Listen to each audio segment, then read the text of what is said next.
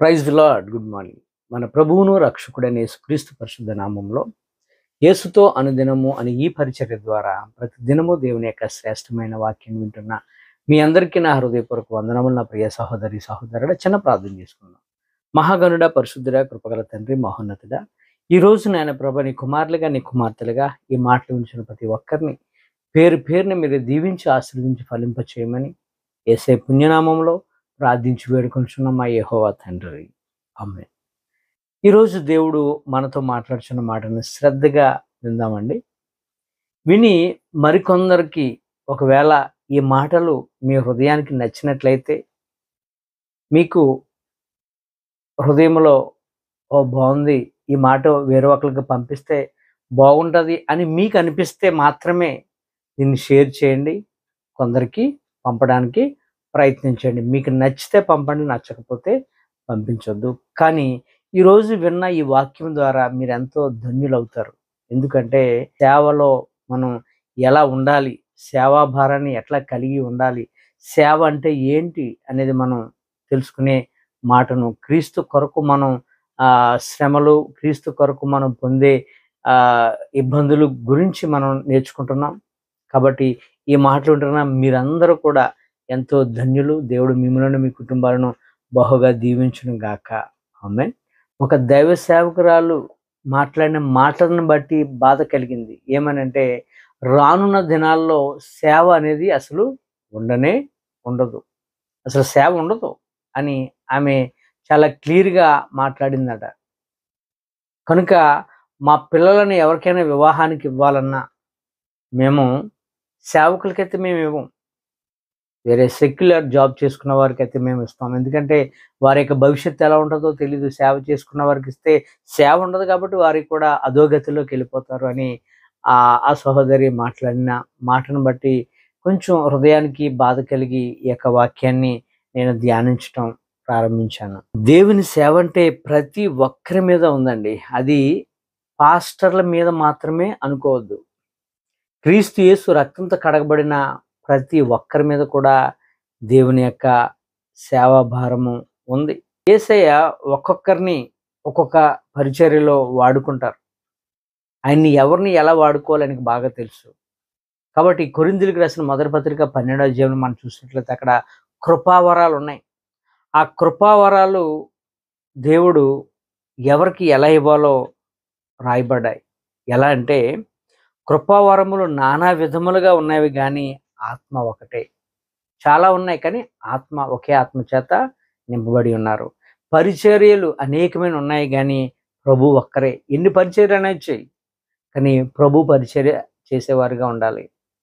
నానా విధములైన కార్యములు కలవు కానీ అందరిలోనూ అన్నిటినీ జరిగించు దేవుడు ఒక్కడే. అందరి ప్రయోజనం కొరకు ప్రతి వానికి ఆత్మ ప్రత్యక్షతను దేవుడు అనుగ్రహించారు.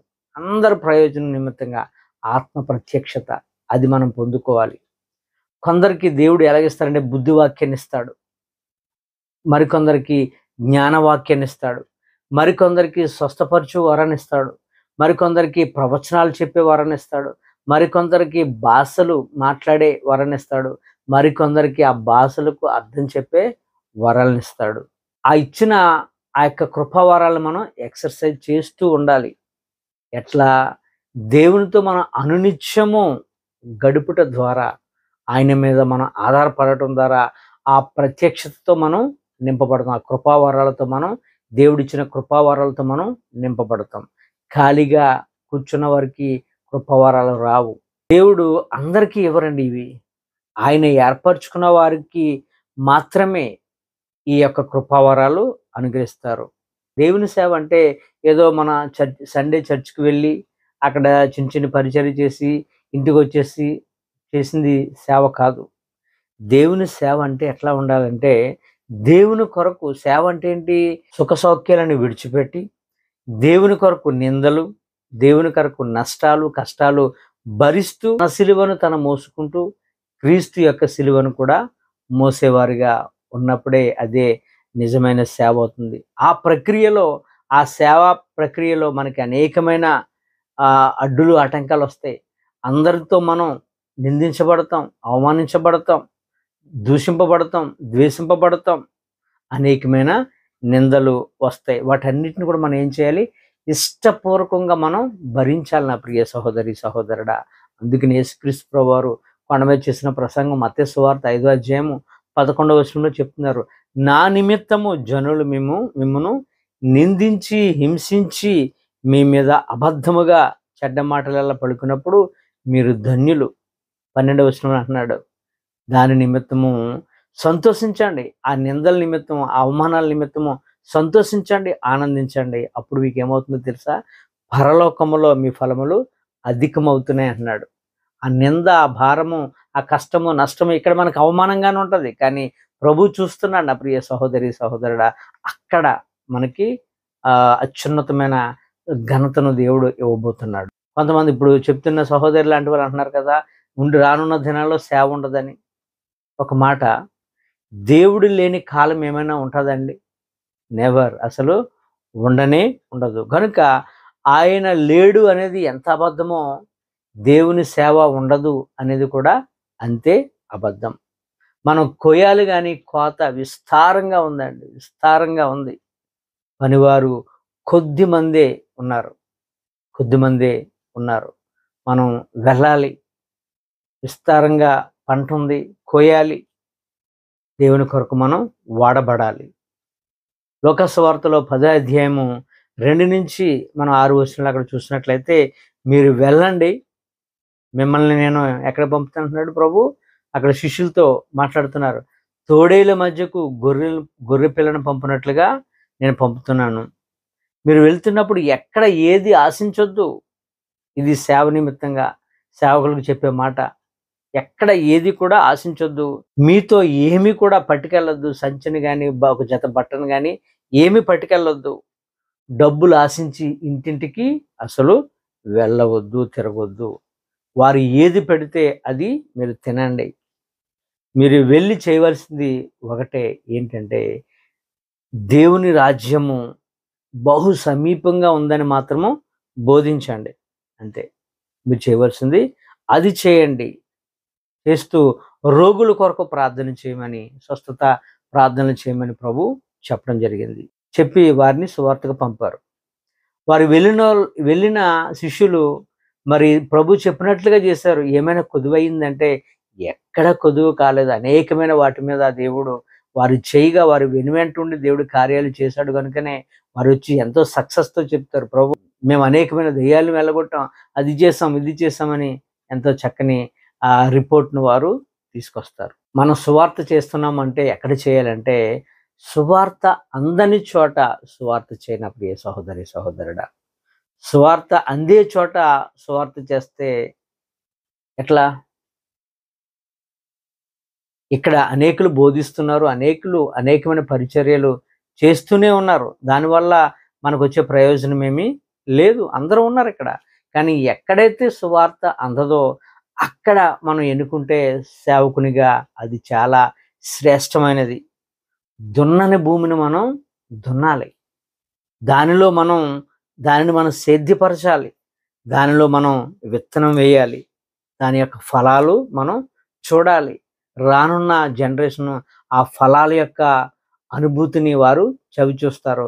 అలా ఆ యొక్క జనరేషన్స్ ఆ యొక్క లెగసీని వారు కొనసాగిస్తారు. అట్లా ఉండాలి తప్ప మనం దున్నేసిన భూమిలో విత్తనాలు వేసిన దాంట్లో మనం కాకులుగా వచ్చి వాటిని ఎత్తుకొని పోతే ఎట్లా? మన సువార్త అలా ఎప్పుడు చేయొద్దు. మన సువార్త ఎప్పుడు కూడా ఎలా ఉండాలంటే కష్టతరంగా ఉండే సువార్తను ఎన్నుకోవాలి. సుఖపడే సువార్తను మనం ఎన్నుకుంటే మన సువార్త అభివృద్ధిలోనికి రాదు. మన సువార్త చేస్తున్నప్పుడు అనేకమైన కష్టాలు, నష్టాలు, ఇబ్బందులు ఉండాలి. అప్పుడే ఆ యొక్క సువార్తలు మనం గట్టిగా నిలబడగలం. అందులో శోధనలో కష్టాలు ఉండాలి. అందుకనే ప్రభు అంటున్నారు హెబ్రీయులకు రాసిన పత్రిక 12వ అధ్యాయము 5వ వచనములో, మరియు నా కుమారుడా, ప్రభువు చేయు శిక్షను తృణీకరించుకో. ఆయన నిన్ను గద్దించినప్పుడు విసుక్కోవద్దు. ఎవరిని గద్దిస్తాడు ప్రభు అంటే ఆయన ప్రేమించు వారిని తప్ప ఎవరిని కూడా గద్దించడు. కనుక మనకు సువార్తలు అనేకమైన హెచ్చరికలు వస్తుంటాయి, అనేకమైన ఇబ్బందులు కలుగుతుంటాయి.